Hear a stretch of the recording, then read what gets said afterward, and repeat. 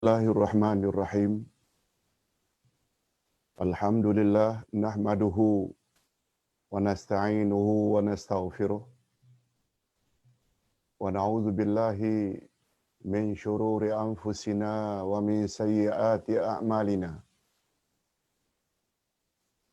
Man yahdihillahu fala mudilla lahu wa man yudlil fala hadiya lahu. Asyhadu an la ilaha illallah wahdahu la syarika lah wa asyhadu anna Muhammadan abduhu wa rasuluh la nabiyya ba'dah. Allahumma salli wa sallim ala nabiyyina Muhammad wa ala alihi wa sahbihi ajma'in, amma ba'd. Hadirin dan hadirat serta para pemirsa yang saya hormati, Assalamualaikum warahmatullahi wabarakatuh.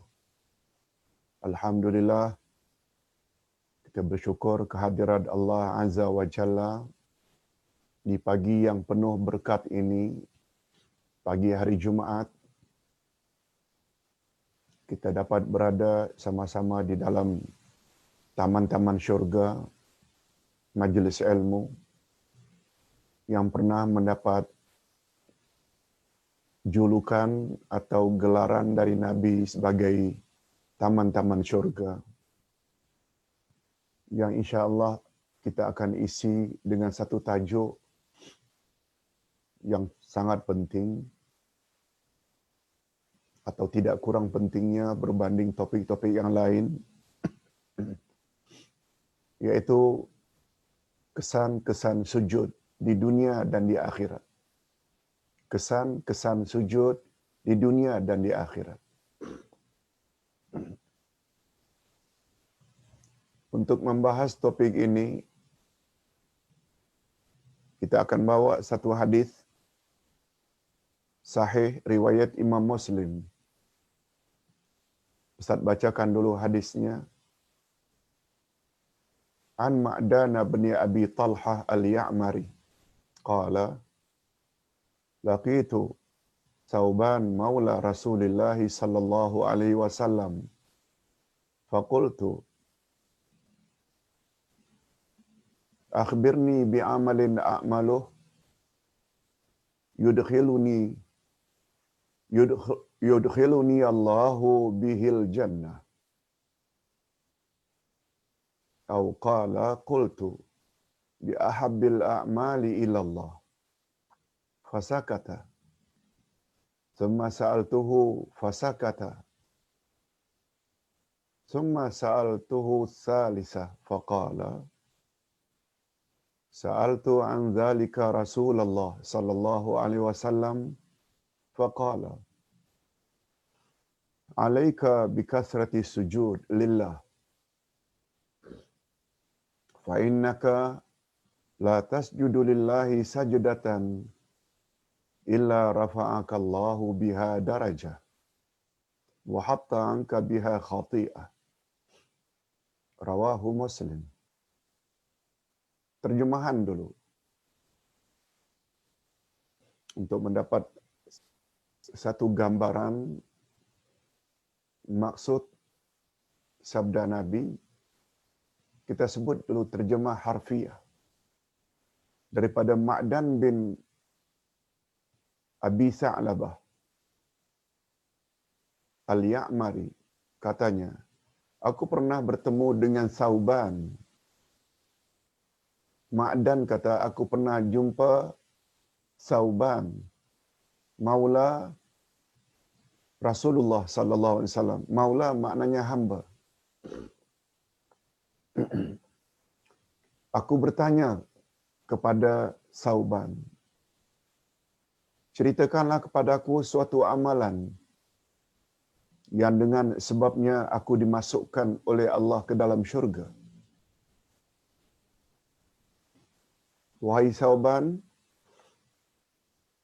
boleh tak engkau beritahu pada aku amalan yang boleh memasukkan aku ke dalam syurga?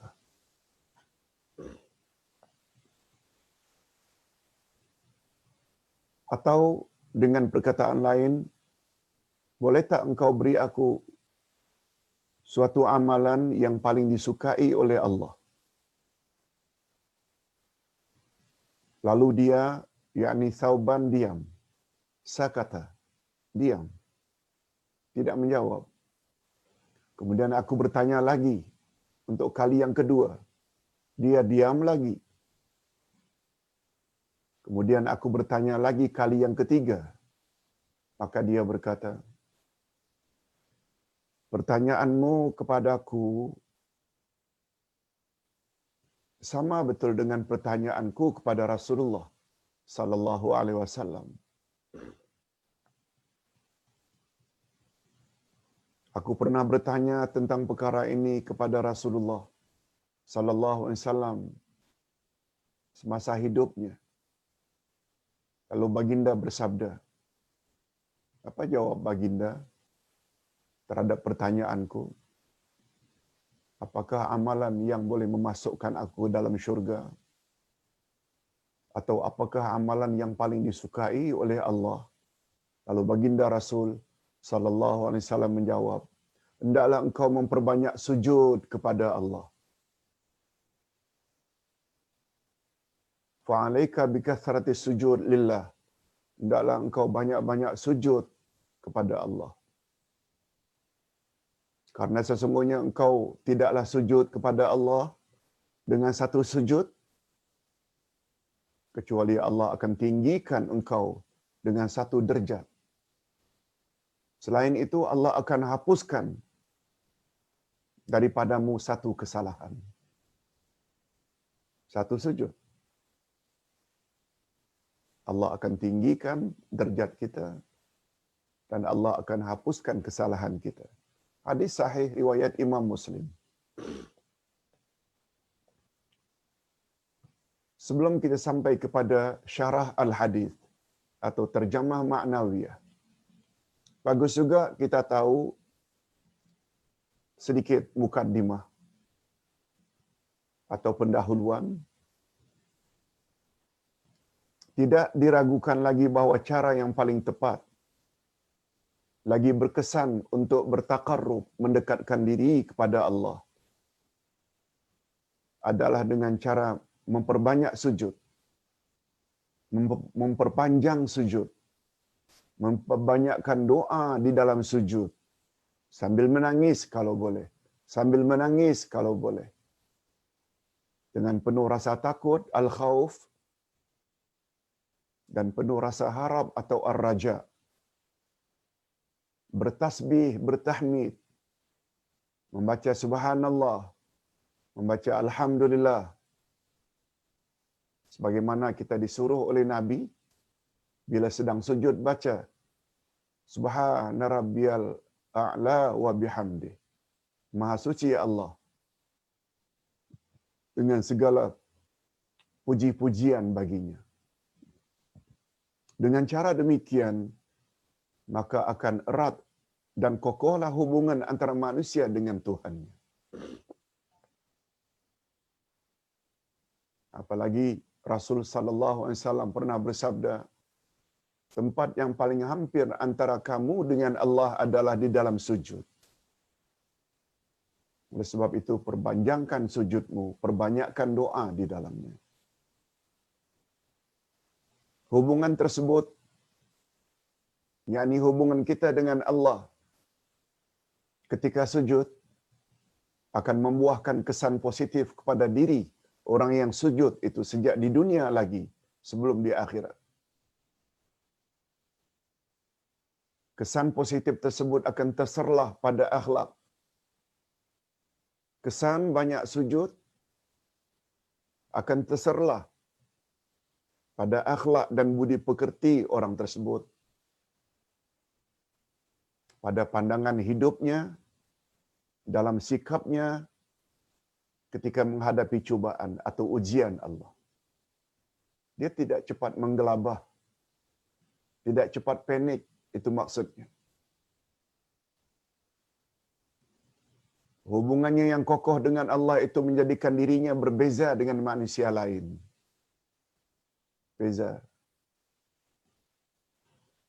Dia tidak ubahnya bagaikan Al-Quran bergerak di tengah-tengah orang ramai. Dia tidak ubahnya bagaikan Quran yang bergerak di tengah-tengah orang ramai. Dia seperti orang yang baru datang dari alam akhirat untuk menceritakan kepada orang ramai apa yang telah disaksikannya di alam sana. Sebagaimana isteri Rasul pernah ditanya, bagaimanakah akhlaknya Rasulullah sallallahu alaihi wasallam setelah baginda wafat? Isteri Rasul menjawab, kana khuluquhu al-Quran. Akhlak Rasulullah itu adalah Al-Quran. Maksudnya apa saja yang Allah suruh dalam Quran baginda buat, apa saja yang dilarang oleh Allah baginda jauhi. Baginda tak ubahnya bagaikan Quran berjalan. Itu sebabnya kewajiban kita umat Islam terhadap Al-Quran bukan sekedar iman dan baca. Faham, amalkan dalam kehidupan sehari-hari dan sebar-sebarkan. Inilah rahasianya. Orang yang banyak sujud karena kedekatannya dengan Allah, dia seolah-olah bagaikan manusia asing yang baru balik daripada akhirat untuk menceritakan pada orang ramai apa yang mereka alami di sana. Seolah-olah. Ini sama betul dengan apa yang Nabi pernah sebut.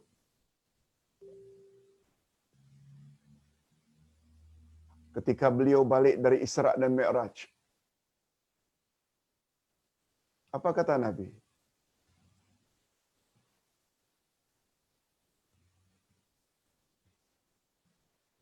Andai kata kamu tahu sebagaimana yang Allah beritahu padaku, niscaya kamu akan banyak menangis daripada ketawa. Karena dalam perjalanan Isra' Mi'raj, Nabi diperlihatkan oleh Allah alam akhirat. Penghuni syurga, penghuni neraka.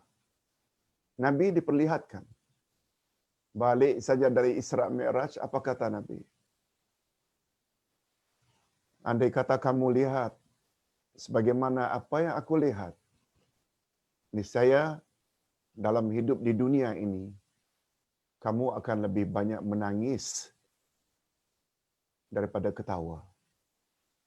Maknanya, hidup ini kita hendaklah serius. Sungguh-sungguh. Itu sebabnya kata Nabi, ciri-ciri manusia yang berakal, pertama banyak ingat mati, yang kedua senantiasa memperbanyak bekal untuk akhirat. Okey, itu sekedar mukadimah.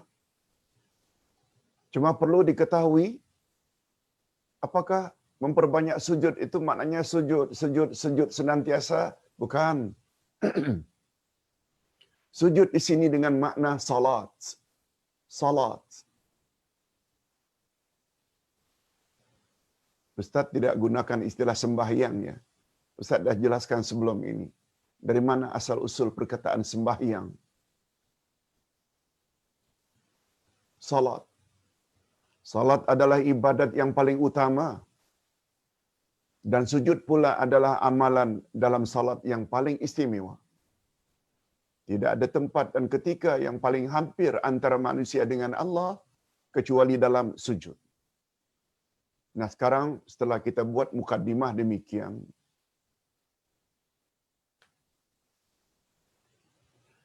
kita ingin lihat kesan-kesan sujud. Bagus juga kalau Ustaz sebut di sini. Satu lagi riwayat yang lain.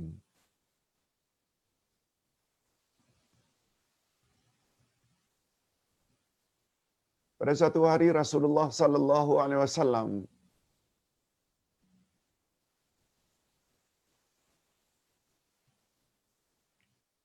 bangkit malam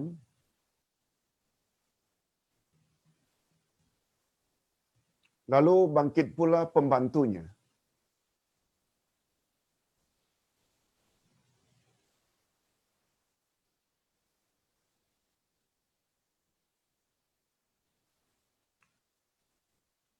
Pembantunya segera mengambil sebekas air untuk Nabi wuduk.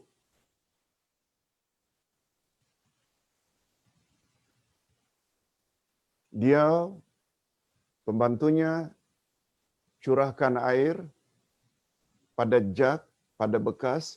Rasulullah pun berwuduk dengannya. Sebagai tanda terima kasihnya Rasul sallallahu alaihi wasallam. Selesai wuduk, baginda bersabda kepada pembantunya, "Sal ma syi'ta." Mintalah kepada aku apa yang kau mau. Engkau telah bantu aku ketika berwuduk. Mintalah. Aku akan doakan. Pembantunya hanya menjawab, mintalah kepada Allah, ya Rasulullah, agar aku boleh masuk syurga bersama Tuhan.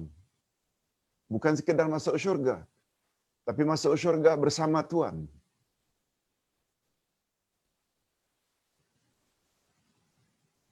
Apa respon Nabi? Kata Nabi, "Summa maza?" Kemudian kau nak minta apa lagi selain masuk syurga bersama aku? "Summa maza?" Kemudian kau nak minta apa lagi? Hambanya hanya menjawab, "Huwa zalik." Yang aku minta itu saja. Hambanya tidak minta agar diberi kekayaan dan lain-lain, minta masuk syurga bersama Rasul.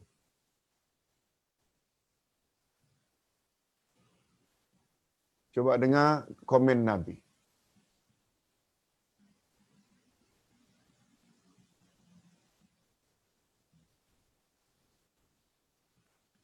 "A'inni linafsik bikasrati sujud."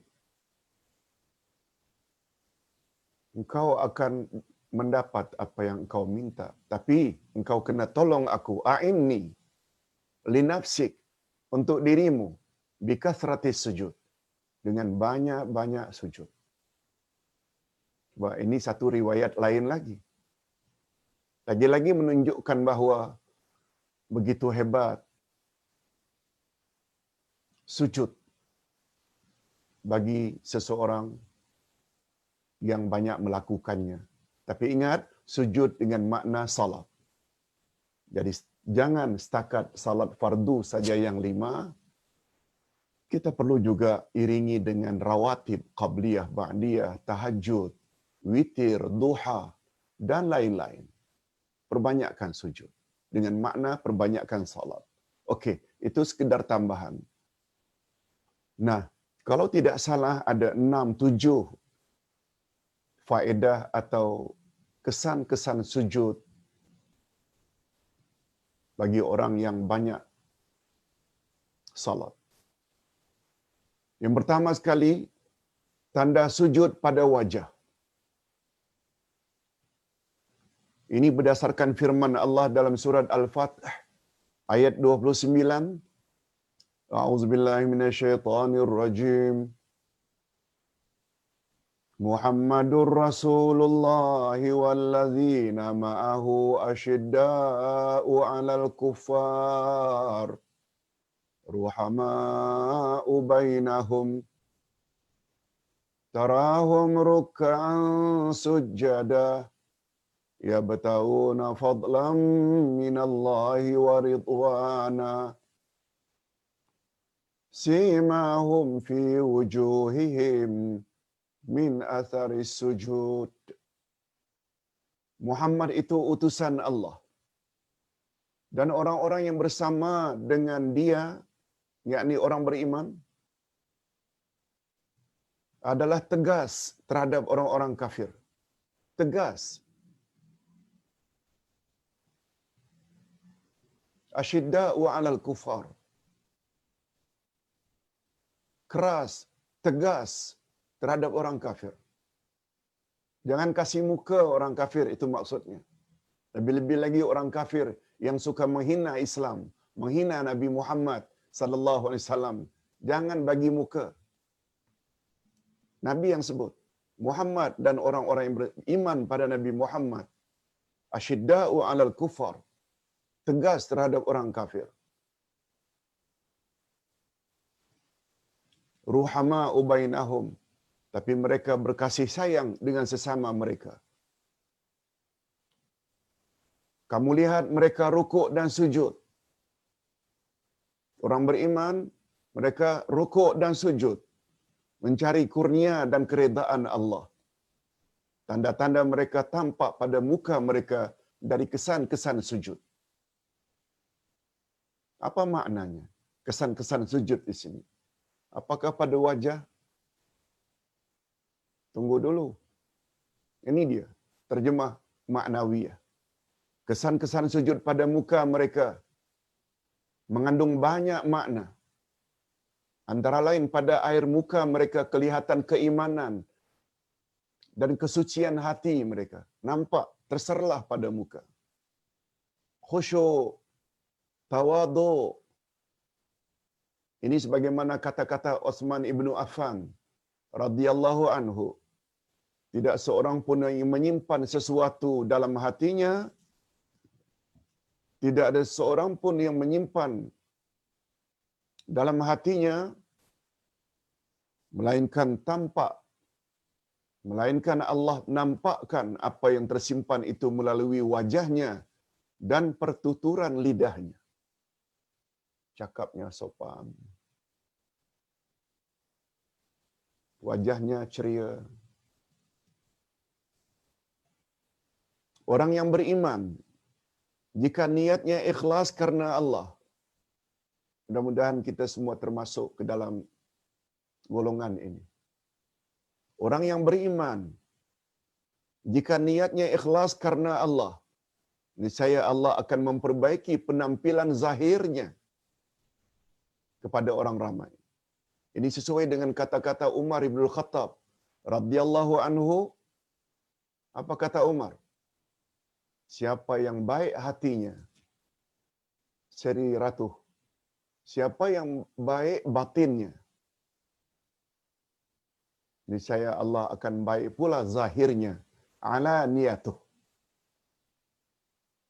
Sebab semua kita tahu, Nabi bersabda, di dalam setiap tubuh manusia ada seketul daging. Bila seketul daging itu elok, elok seluruh tubuh. Bila seketul daging itu rosak, rosak seluruh tubuh. Ketahuilah, seketul hati itulah, seketul daging itulah yang bernama hati.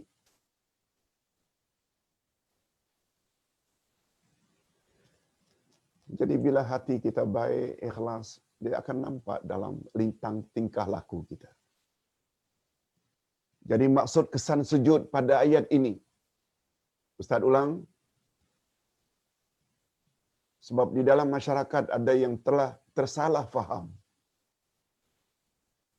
Maksud kesan sujud dalam ayat ini bukanlah sebagaimana yang difahamkan oleh setengah orang yang jahil. Kononnya kesan sujud itu adalah tanda hitam yang wujud pada kening atau di atas di antara dua mata mereka. Sehingga ada di antara mereka yang dengan sengaja menghitamkan bahagian tersebut dengan besi panas. Itu adalah faham yang keliru terhadap ayat Al-Quran. Andai kata kita banyak sujud, ternyata tidak ada tanda hitam. No problem. Sebab bukan itu yang dimaksudkan.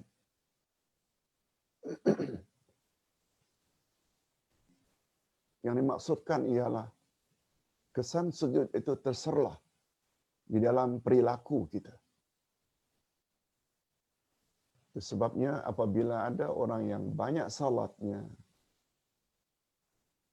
tapi mulutnya celupa, kasar, tingkah lakunya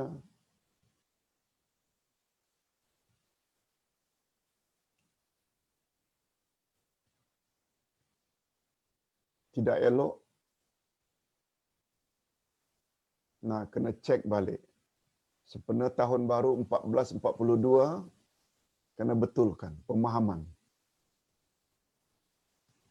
Banyak sujud, kesannya pertama sekali pada tingkah laku kita. Baik, yang kedua, kesan sujud yang kedua meninggalkan derajat. Meninggikan derajat dan menghapuskan dosa. Sebagaimana tadi disebut oleh Nabi sallallahu alaihi wasallam. Tempat dan ketika yang paling hampir antara manusia dengan Allah adalah ketika sujud. Jika semakin kerap sujud dilakukan, maka akan semakin hampir manusia itu dengan Allah. Dan siapa yang paling hampir dengan Allah, maka itu adalah penyebab yang paling besar baginya untuk mendapat ketinggian derajat dan penghapusan dosa. Siapa yang merendahkan dirinya kepada Allah, maka Allah akan tinggikan derajatnya di sisinya. Dan tidak ada tempat dan ketika yang paling tepat untuk menyatakan kerendahan diri kita kepada Allah atau tawaduk, melainkan di dalam sujud. Ini sebagaimana yang terkandung di dalam hadis Sauban di atas. Ustaz tambah sedikit.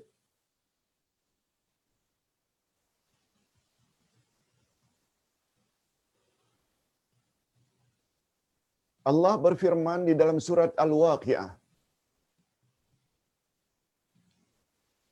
Iza waqa'atil waqi'ah laisa liwaq'atiha kadhibah khafidatur rafi'ah. Coba perhatikan 3 ayat ini saja. Permulaan surat Al-Waqi'ah. Apabila kiamat telah terjadi, bukanlah kejadian kiamat itu sesuatu yang boleh didustakan, tak boleh. Kiamat itu pasti. Lalu apa peranan kiamat? Khafidatur rafi'ah. Pada hari kiamat, Allah akan rendahkan orang yang meninggi. Khafidatun, Allah akan rendahkan orang itu. Orang yang macam mana? Rafi'ah, yang meninggi. Meninggi di sini maknanya yang sombong. Ketika di dunia dulu. Di akhirat nanti Allah akan rendahkan orang macam itu. Karena di atas muka bumi dulu tidak mau tunduk dengan hukum hakam Allah. Tidak suka sujud kepada Allah. Orang tersebut akan Allah rendahkan pada hari kiamat. Okeylah, di dunia ini kita nampak mereka macam tinggi saja. Banyak orang respect dan sokong mereka. Tapi makin bongkak, makin sombong. Mungkin itu boleh berlaku di dunia. Tapi tidak di akhirat. No way. Di akhirat, mereka akan direndahkan oleh Allah. Apa sebab? Karena dulu di dunia selalu meninggi. Dalam ilmu tafsir, mengambil kesimpulan hukum ada 2 cara. Ada namanya mantuk, ada namanya mafhum. Mantuk maknanya tersurat. Apa yang tersurat dalam ayat tadi? Tersurat. Allah akan rendahkan siapa yang dulunya meninggi di dunia. Itu tersurat. Tersiratnya apa? Yaitu kebalikannya. Allah Subhanahu wa taala nanti akan tinggikan siapa yang dulu di dunia suka merendah diri. Tawadhu. Itu maknanya kesimpulan hukum yang kita ambil melalui mafhum. Mantuk, Allah akan rendahkan siapa yang meninggi di akhirat nanti. Mafhumnya secara tersirat, Allah akan tinggikan siapa yang dulu suka merendah diri. Allahumma ja'alna minhum. Mudah-mudahan kita semua termasuk golongan orang yang ketika di dunia suka merendah diri.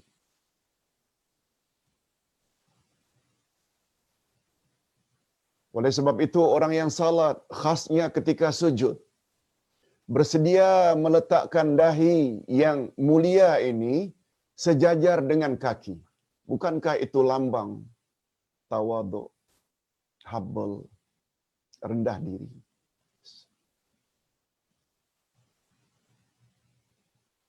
Dahi ini sangat mulia. Itu sebabnya orang-orang Arab Islam sebenarnya dan menjadi budaya Arab, mereka bila sayang pada seseorang bukan setakat salaman. Mereka peluk gurunya, tuan syekhnya, mereka cium dahinya. Dahinya dicium. Karena dahi ini banyak sujud, dahi ini di dalamnya banyak ilmu. Di situ cara penghormatan yang digalakkan oleh Islam. Cium dahinya. Baik, kita teruskan dengan ciri-ciri yang ketiga atau kesan-kesan sujud yang ketiga. Pertama, terserlah pada wajahnya, yaitu akhlaknya. Yang kedua, Allah Subhanahu wa taala akan tinggikan derajatnya dan akan ampunkan dosa-dosanya.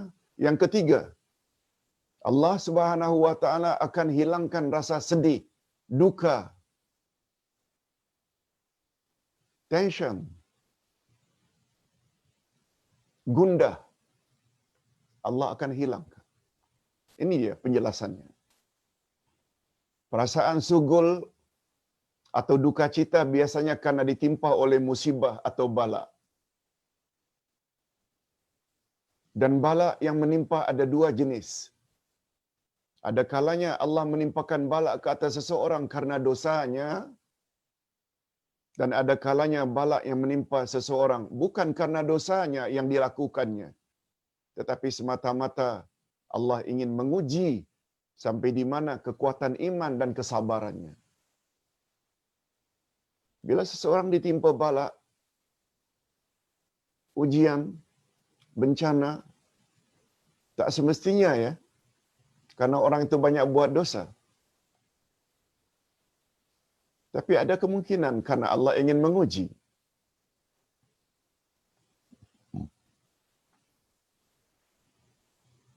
Malah Ustaz dulu pernah sebut beberapa bulan yang lalu, motif bala ditimpa ke atas seseorang ada tiga. Bila Allah timpakan bala, musibah ke atas seseorang, karena dia orang yang memang banyak buat maksiat, jahat, itu namanya musibatul jaza, musibah balasan.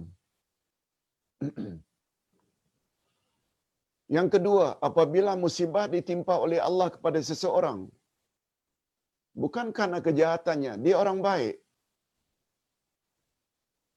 tapi motif Allah timpakan musibah ke atasnya karena ingin menguji sampai di mana kesabarannya. Musibah jenis ini dipanggil dengan musibatul bala, musibah ujian. Dan apabila musibah demi musibah Allah timpakan ke atas seseorang, bukan karena dosanya, Tapi karena Allah ingin mendidik dia agar jadi insan yang cekal untuk menegakkan kebenaran di atas muka bumi. Seperti yang dialami oleh para nabi dan para rasul. Maka musibah itu namanya musibatu tarbiyah. Musibah yang Allah timpakan karena ingin mentarbiyah, mendidik orang tersebut. Itu sebabnya, mengapa dari sekian banyak rasul, 5 yang mendapat gelaran yang paling istimewa, ulul azmi, Nuh, Ibrahim, Musa, Isa dan Nabi Muhammad. Karena mereka lah yang paling banyak diuji oleh Allah. Bukan karena mereka banyak buat dosa. Itu sebabnya nasihat Ustaz, kalau kita lihat seseorang ditimpa musibah demi musibah, jangan langsung kita katakan dia banyak dosa. Nah, sebab motif musibah diturunkan ada 3. Motif yang mana satu, hanya Allah saja yang tahu. Hanya Allah saja yang tahu. Perasaan sedih dan duka dalam menjalankan tugas dakwah. Ini. Dalam menjalankan tugas dakwah adalah di antara jenis duka cita yang sangat berat. Melebihi daripada kesedihan yang disebabkan oleh makan minum, pakaian dan tempat tinggal. Lebih-lebih lagi, jika kebenaran yang disampaikan itu tidak diterima oleh masyarakat, malah dituduh pula dengan bermacam tuduhan yang menyayat hati. Yang paling utama para nabi, para rasul. Kemudian para ulama yang ikhlas menyampaikan kebenaran. Tetapi justru kadang-kadang dituduh, dituhmah dengan bermacam-macam tuduhan.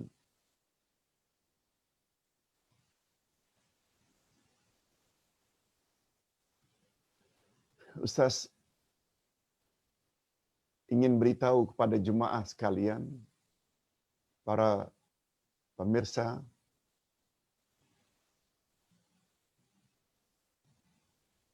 baru-baru ini kami 5-6 orang daripada grup Majlis Syura, Gasma, Gabungan Ahlus Sunnah wal Jamaah, telah difitnah.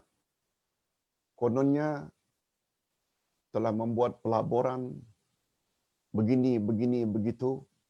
Padahal kita sama sekali tidak berbuat demikian. Kecuali pelaburan akhirat, yes. Memberi pencerahan di merata-rata tempat, melalui online, melalui offline. Kita cakap saja yang benar. Kita tidak terikat dengan mana-mana parti politik. Kebenaran kita sampaikan. Lalu kita difitnah. Biasa. Ada orang lain yang lebih daripada itu. Tapi untuk pengetahuan, Ustaz minta supaya tim masukkan dalam Facebook, kirimkan fitnah ini dah mula berlaku. Karena apa? Karena kita cuba menyampaikan apa yang mereka benci. Sedangkan penyampaian kita cukup dalil-dalilnya. Terutama yang berkaitan dengan salaf. Terutama yang berkaitan dengan sebab-sebab utama munculnya bid'ah dalam masyarakat. Yang macam-macam begini ni, ada kelompok-kelompok tertentu tidak senang hati mendengarnya. Lalu kita difitnah. Bukan ustaz saja dan ustaz-ustaz yang lain. Sila lihat dalam Facebook. Macam mana mereka cuba nak menghentikan usaha dakwah kita seperti ini. Ini yang ustaz maksudkan. Pendakwah tidak kurang cabarannya, cuma perlu sabar. Perlu sabar. Jangan give up. Bagi ustaz, semakin mereka tuduh, mereka cabar, membuat kita semakin berani untuk menyampaikan kebenaran. Apalagi Nabi Muhammad sallallahu alaihi wasallam dalam hadis sahih riwayat Imam Muslim Imam Bukhari, hadis sahih riwayat Imam Bukhari. Apa kata Nabi? Jihad yang paling besar ialah keberanian seseorang menyampaikan yang hak di depan penguasa yang zalim. Bukan pergi berperang, bukan. Jihad, itu jihad juga. Tapi kata Nabi, jihad yang paling besar, yang paling utama, yang paling tinggi tingkatan jihad, keberanian menyampaikan yang benar di hadapan penguasa yang zalim. Allahu Akbar. Mudah-mudahan tolong jemaah sekalian doa, mudah-mudahan kita diberi oleh Allah kekuatan dan istiqamah dalam menyampaikan kebenaran. Lengkap dengan dalil-dalil dan hujah-hujahnya. Baginda Rasul sallallahu alaihi wasallam. Coba tengok kaitannya. Orang yang banyak dicemuh, dicaci. Macam mana cara beliau untuk menghilangkan rasa duka? Ini dia. Baginda Rasul sallallahu alaihi wasallam,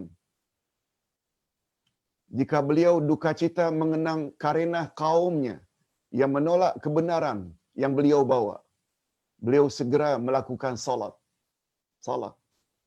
Baginda sallallahu alaihi wasallam mendapat ketenangan dan dalam sujudnya segala perasaan duka hilang serta merta.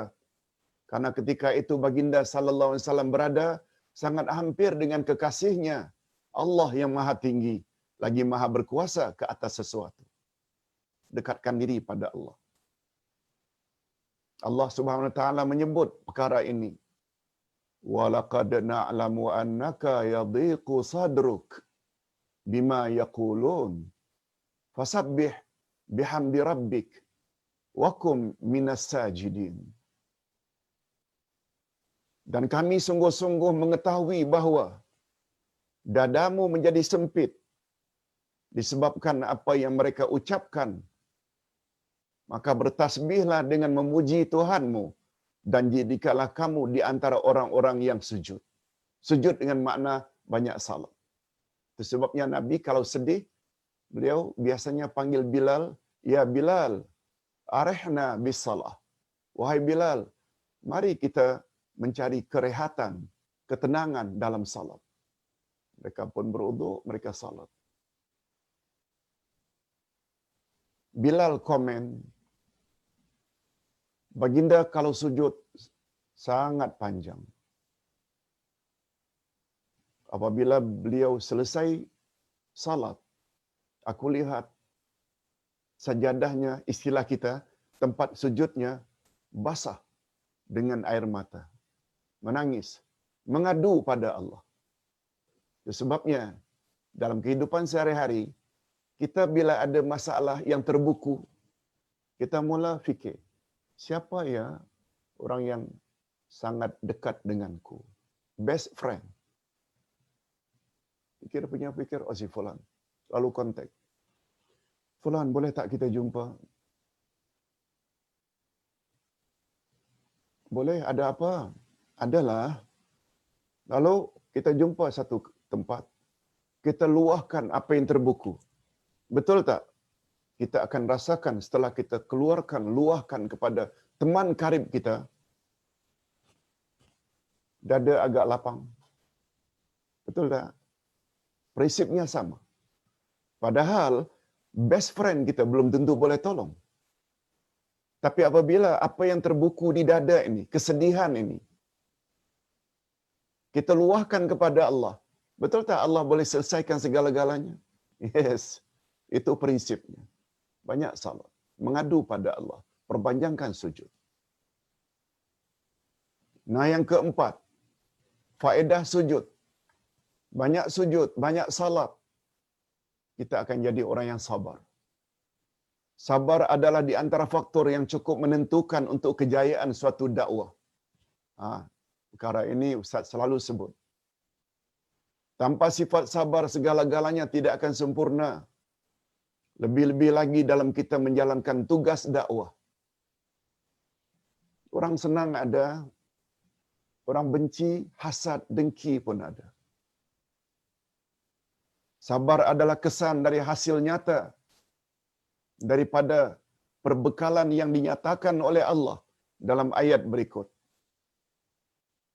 yaitu tasbih dan sujud. Disebabkan tasbih banyak, sujud banyak, muncullah sabar. Fasbir li hukmi rabbik wala tuti' minhum athiman aw kafura wadhkur isma rabbik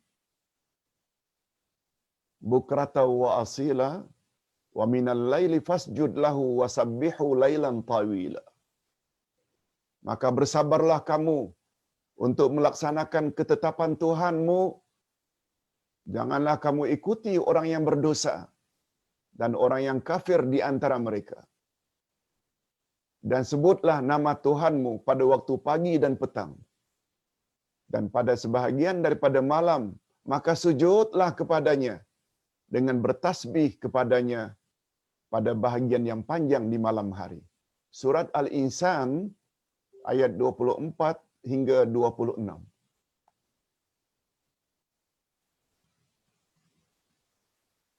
Siapa yang boleh sabar dalam beribadat, maka sabar terhadap perkara lain adalah lebih mudah baginya. Siapa yang boleh sabar dalam salat terhadap kesulitan-kesulitan yang lain,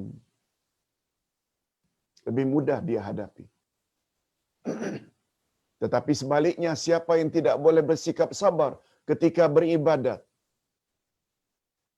kalau salat ingin cepat saja, bacaan pun tak teratur, rukuk, i'tidal, sujud pun tidak tumakninah, fikiran pun melayang-layang. Siapa yang tidak boleh bersikap sabar ketika beribadat, seperti malas beribadat dan tidak tertib ketika salat, tidak tumakninah ketika rukuk, sujud dan lain-lain, maka terhadap perkara lain akan lebih susah untuk sabar. Itu sebabnya Allah berfirman pada ayat 45 dan ayat 153 surat Al-Baqarah menyebut sabar dan salat. Ayat 45 atau 46, wasta'inu bisabri wassalah wa innaha lakabiratun illa 'alal khashi'in. Hendaklah kamu minta tolong pada Allah dengan sabar dan salat. Sesungguhnya salat sangat berat kecuali bagi orang yang khusyuk. Ayat 153 Al-Baqarah, ya ayyuhallazina amanu ista'inu bisabri wassalah innallaha ma'as sabirin. Orang-orang beriman, minta tolonglah kepada Allah dengan sabar dan salat. Sesungguhnya Allah bersama dengan orang-orang yang sabar. Kita dah sebut semalam makna Allah bersama, iaitu Allah tolong bagi orang yang sabar. Oleh itu Allah menyuruh kita agar memperbanyak sujud dan bertasbih sebagai latihan atau tamrin. Latihan, tamrin maknanya latihan, supaya kita mampu menghadapi apa saja halangan dan rintangan dalam menjalankan tugas-tugas lain.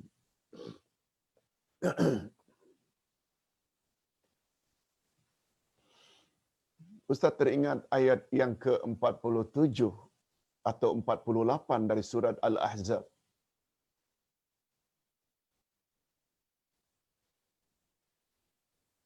48 kalau tak salah, 48. Bunyi ayatnya begini.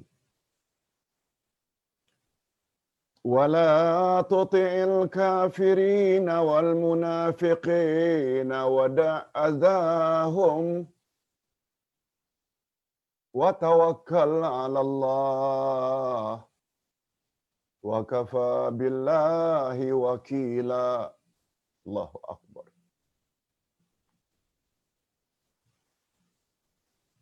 Ayat ini sudah sebati dengan Ustaz dan menjadi pegangan Ustaz. Mudah-mudahan juga jadi pegangan kita yang berada di atas kebenaran. Apa makna ayat? Terjemah harfiah dulu. Janganlah kamu patuhi orang-orang kafir dan orang-orang munafik. Nabi dilarang oleh Allah mengikuti kehendak orang kafir dan dilarang oleh Allah Nabi mengikuti kehendak orang munafik.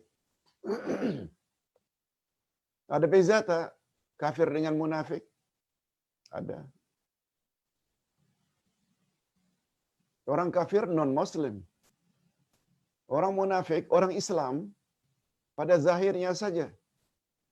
Tapi dalam hati tak suka dengan Islam. Itu munafik. Hipokrit. Setelah Allah larang Nabi, jangan patuhi, jangan ikuti kehendak orang kafir dan munafik. Selanjutnya kata Allah, wada azahum. Jangan engkau hiraukan gangguan-gangguan mereka. Nabi dalam berdakwah kan diganggu oleh orang kafir, oleh orang munafik. Diganggu. Setelah Allah SWT larang Nabi, jangan patuhi orang kafir dan orang munafik.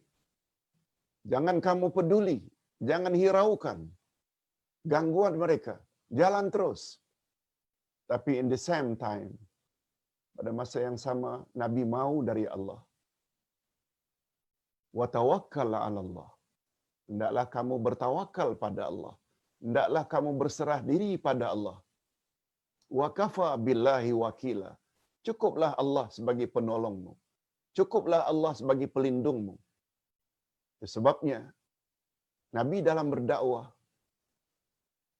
siang malam, beliau banyak dekatkan diri pada Allah, terutama pada sepertiga akhir malam. Sujud, mengadu pada Allah tentang karenah kaumnya. Akhirnya terbukti jadi apa? Allah tolong Nabi. Orang kafir, orang munafik, khasnya kafir Mekah, diusir daripada Mekah. Itu sebabnya muncullah istilah Mekah tanah suci, tanah haram. Madinah juga tanah suci, tanah haram. Oleh sebab itu jangan sekedar tidak peduli, tapi pada masa yang sama kita tidak dekatkan diri pada Allah, tidak mengadu pada Allah. Mengadu pada Allah, Allah akan bantu kita. Sudah menjadi sunnatullah. Setiap kebenaran yang ingin kita tegakkan, mesti ada yang benci. Dekatkan diri pada Allah. Yes. Ustaz harap ayat itu juga menjadi pegangan kita.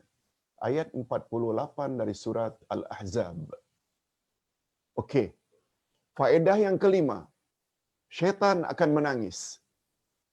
Rasulullah sallallahu alaihi wasallam bersabda, jika anak cucu Adam membaca ayat sajadah, lalu dia sujud tilawah, maka syaitan akan menjauhkan diri sambil menangis. Bila manusia sujud, syaitan akan lari dan menangis.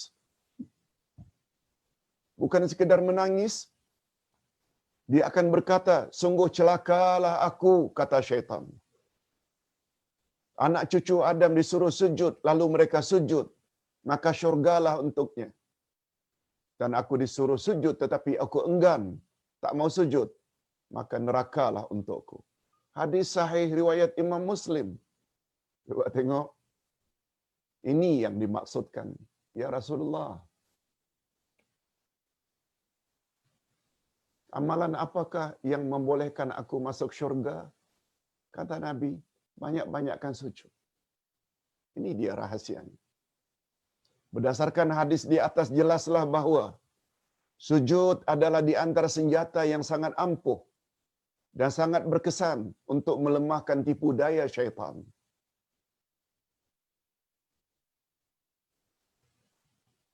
Oleh itu umat Islam sangat digalakkan supaya memperbanyak dan memperpanjangkan sujudnya. Rahasianya ialah karena ketika sujud, kita sangat hampir dengan Allah. Dan syaitan tidak akan berani mendekati kita jika kita hampir dengannya.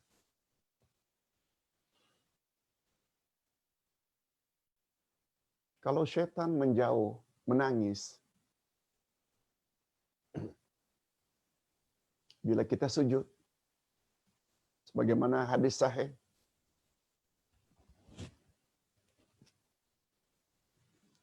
hadirin dan hadirat serta para pemirsa yang saya hormati, kira-kira bila agaknya syaitan itu ketawa terbahak-bahak, happy melihat kita? Bila? Pertama sekali bila kita tidak salat. Kalaupun salat kita lalai,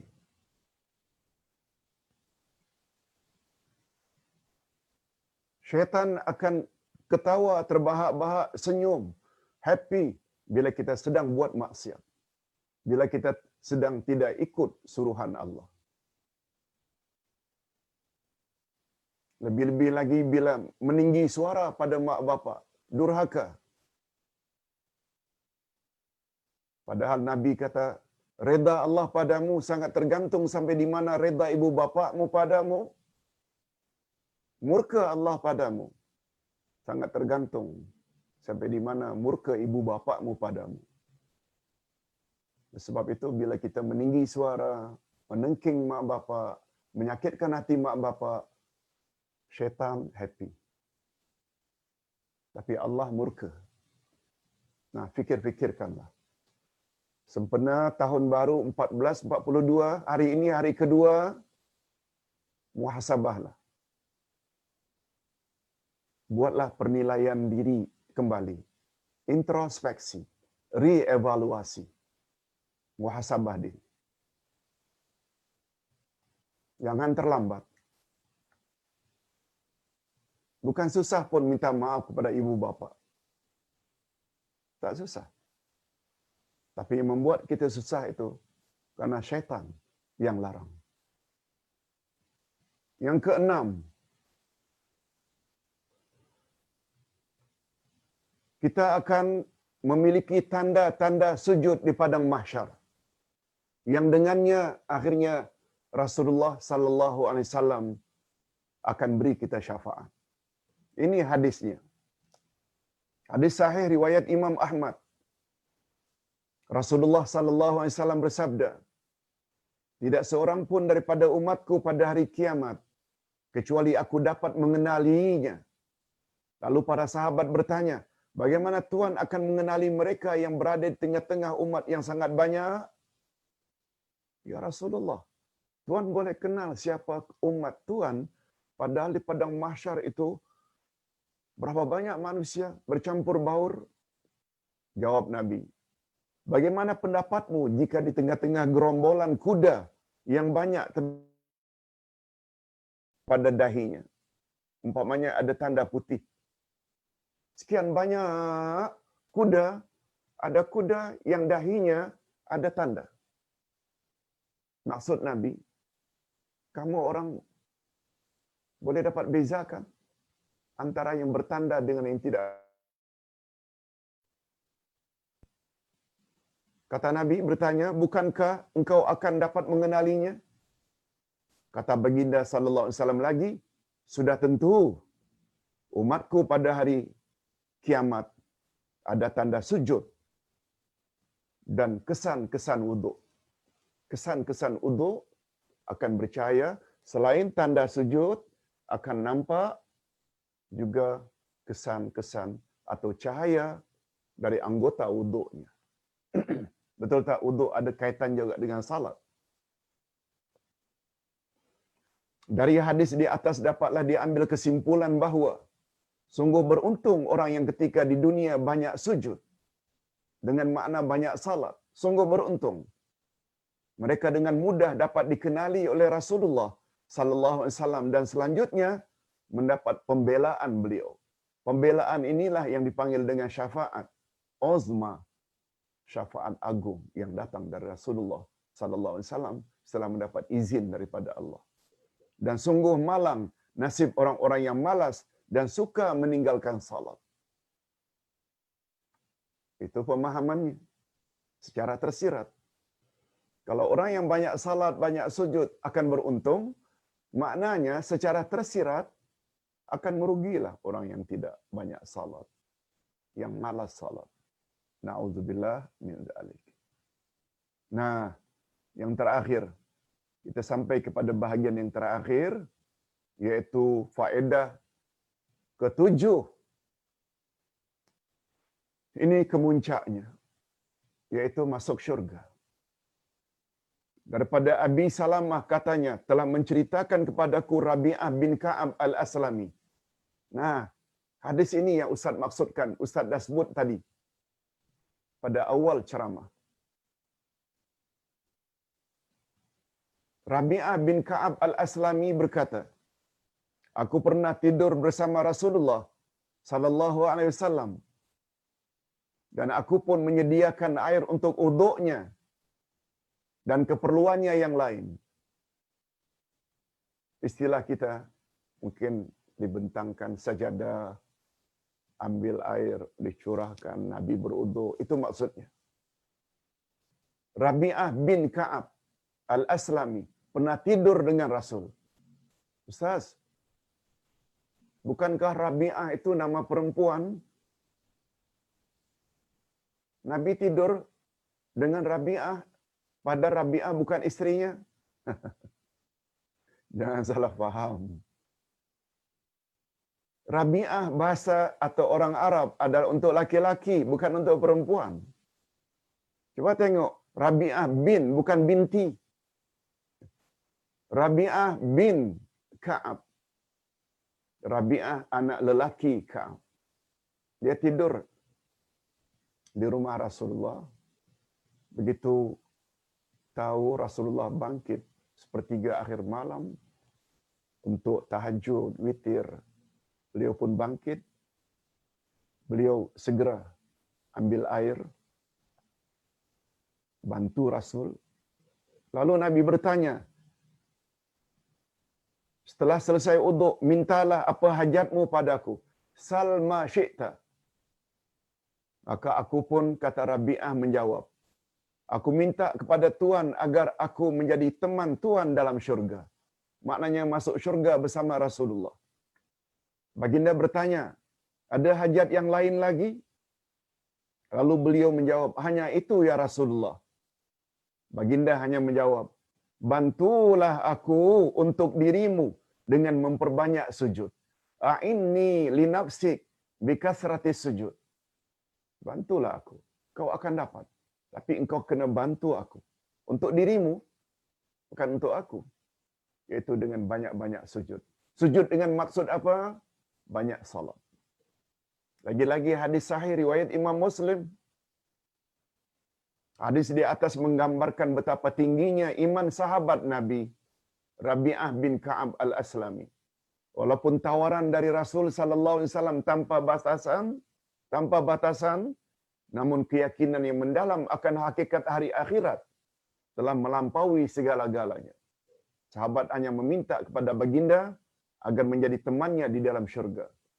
Bukan minta duit, bukan minta pangkat, bukan minta enggak. Akan masuk syurga. Tetapi karena syurga Firdaus itu adalah khas untuk para nabi dan syuhada, Al-Firdaus, derajat yang sangat tinggi lagi mulia itu tidak mungkin dapat dicapai kecuali dengan kerja-kerja agung, maka Rasulullah menjelaskan kepada sahabat berkenaan bahawa amalan yang boleh membawa ke syurga dan selanjutnya boleh menjadi teman aku, yaitu dengan memperbanyak sujud dengan makna memperbanyak salat. Allahu Akbar. Mudah-mudahan kita semua diberi oleh Allah taufik, restu, dorongan untuk memperbanyak sujud, untuk memperbanyak salat, sehingga kita layak mendapat 7 fadilat tadi.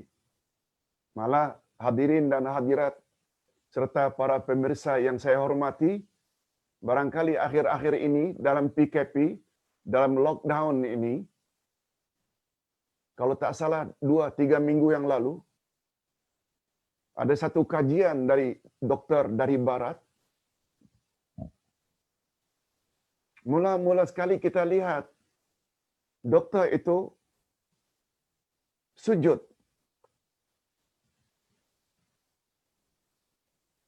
Posisi sujud,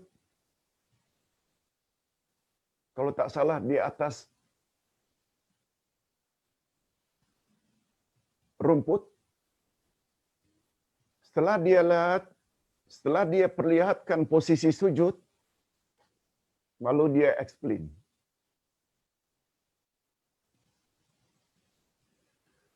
Inilah menurut kajian para dokter, salah satu cara yang sangat berkesan untuk menghindarkan diri kita dari COVID-19, dari corona. Dari virus corona, cara yang paling berkesan dengan membuat pergerakan dengan posisi sujud. Allahu Akbar. Allahu Akbar. Kita hanya akan katakan Allahu Akbar. Inilah yang umat Islam lakukan. Nabi Muhammad sallallahu alaihi wasallam dah ajar kita 15 abad yang lalu. Hari ini setelah 15 abad baru saintis, para dokter kafir tahu rahasianya. Betul tak? Itu semua akan memperkuatkan lagi keyakinan kita. Islam, ajaran yang Nabi Muhammad bawa, inilah ajaran yang sebenar-benarnya. Mudah-mudahan keislaman kita berkekalan hingga akhir hayat. Kita juga harapkan mudah-mudahan anak cucu cicit kita juga tetap dalam Islam sampai akhir hayat mereka, sehingga kita tidak saja bersama di dunia, tapi juga akan bersama-sama mereka di akhirat dalam syurga nanti. Nah, sebagai kesimpulan, sungguh banyak fadilat dan kelebihan sujud kepada Allah. Ia terdapat dalam ibadat yang paling utama, iaitu salat. Dan ia adalah tempat yang yang paling hampir antara Allah dengan hambanya. Yang kedua, manusia yang enggan sujud kepada Allah digolongkan makhluk sombong. Pada mereka terdapat sifat iblis yang terkutuk. Itu sebabnya bila kita sujud, iblis lari. Iblis sedih sambil menangis. Sujud adalah cara yang paling tepat dan berkesan untuk mengalahkan godaan dan gangguan syaitan. Ingat, sujud adalah lambang kepatuhan.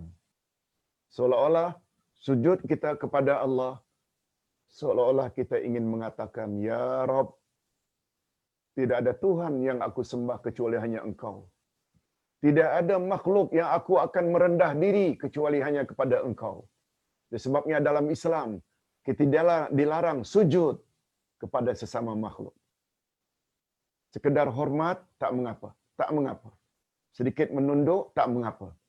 Tapi sampai sujud di hadapan makhluk, sesuatu yang sangat dilarang oleh agama. Sebab yang layak kita sujud kepadanya hanya Allah Azza wa Jalla. Mudah-mudahan penyampaian pagi ini menjadi panduan bagi kita untuk masa akan datang.